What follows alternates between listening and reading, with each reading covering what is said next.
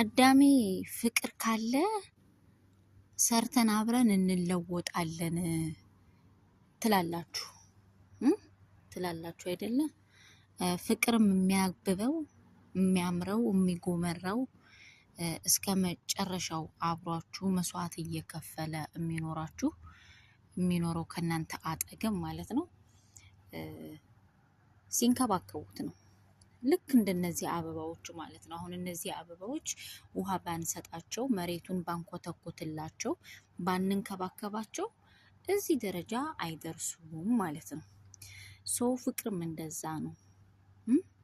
ምን ልላችሁ ፈልጌ ነው፣ አንዳንድ ጊዜ ፍቅር ካለ እያላችሁ ዝም ብላችሁ በባዶ የምትጋጋጡ ድህነትን ሙጥኝ የምትሉ ሰዎች መጀመሪያ ስሩ። የእውነቴን ነው የምላችሁ። ትንሽ ኪሳችሁን ያዝ አድርጉበት። በቀኝም በግራም ደገፍ አድርጋችሁ ኪሳችሁን ሞላ ካደረጋችሁ በኋላ ፍቅር ለሚባለው አማርኛ አሁን ላይ ቃል ስለሆነ ማለት ነው ከዛ በኋላ ዳሰስ ታረጉታላችሁ። የዛኔ ልንገራችሁ ኪሳችሁ ራሱ ሞላ ካለ ማለት ነው። እውነቴን ነው የምላችሁ። ፍቅር በየትኛውና በየትኛው መንገድ እንዳለ ራሱ መንገዱ አይጠፋባችሁም። ፈላጊያችሁ ራሱ ብዙ ነው። አሳዳጃችሁ ራሱ በጣም ሀቢቲ እያለ የሚፈልጋችሁ ሰዎች ራሱ ብዛታቸው ልነግራችሁ አልችልም። እና መጀመሪያ ላይ ኪሳችሁን ሞላ አድርጉት። የእውነቴን ነው። ፍቅራችሁ እንደነዚህ አበባዎች እንደነዚህ ተክሎች እንዲያምር እንዲያብብ ከፈለጋችሁ መጀመሪያ ስራችሁን እንደነዚህ አበባ አድርጉ። ኪሳችሁን እንደነዚህ እጽዋቶች አሳምሯቸው፣ አረንጓዴ አድርጓቸው። ካለበለዚያ የደረቀ እንጨት ማለት ነው። ፍቅር ያለ ስራ ያለ ገንዘብ የደረቀ እንጨት ነው የምላችሁ። እስኪ ብዙ ሰዎች ፍቅር ካለ እያሉ የክሬሽ ላብ ሲይዛቸው ምናምን አለ አይደለ?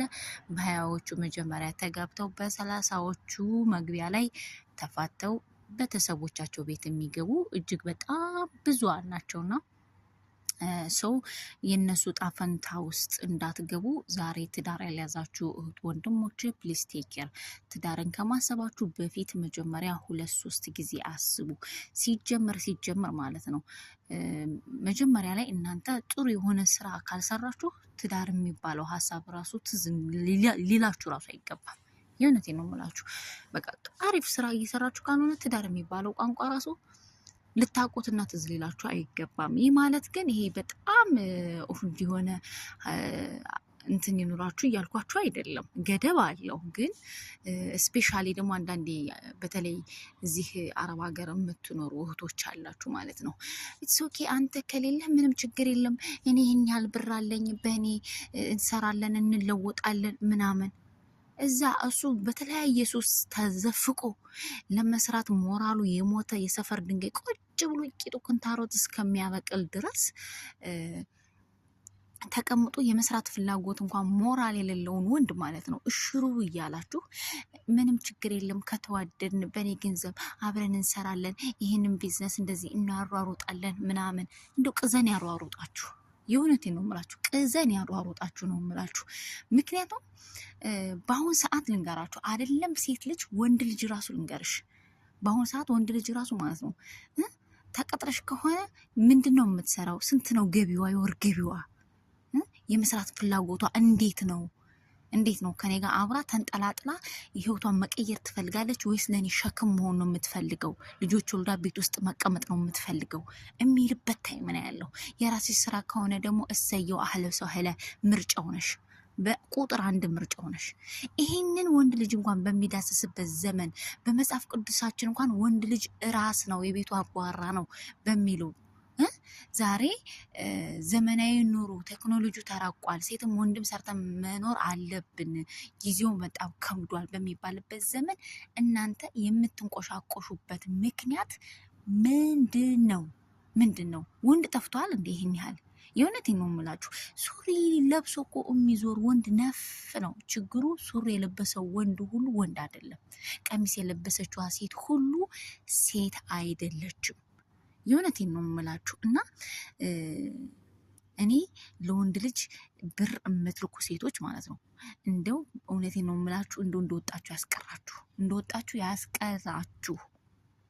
እንደወጣችሁ ያስቀራችሁ። ምክንያቱም እናንተ ናችሁ ብር እየላካችሁ እነሱን ራሱ ሞራል ያወደቃችሁት፣ እንዳይሰሩ እንዳይንቀሳቀሱ፣ የእናንተን ብር እየለቀሙ እንዲኖሩ ጥገኛ ያደረጋችኋቸው ማለት ነው። እንኳን አይደለም ለማታውቂው ለዛ ገና ለወደፊት ባሌ ይሆናል የልጆች አባት ይሆናል ብለሽ ይቅርና ማለት ነው ለእናትሽ ለወንድምሽ ራሱ ልትልኪለት አይገባም። ይህን አደረግሽ ማለት የስራ ሞራሉን ጣልሹ፣ እያሰነፍሹ ነው።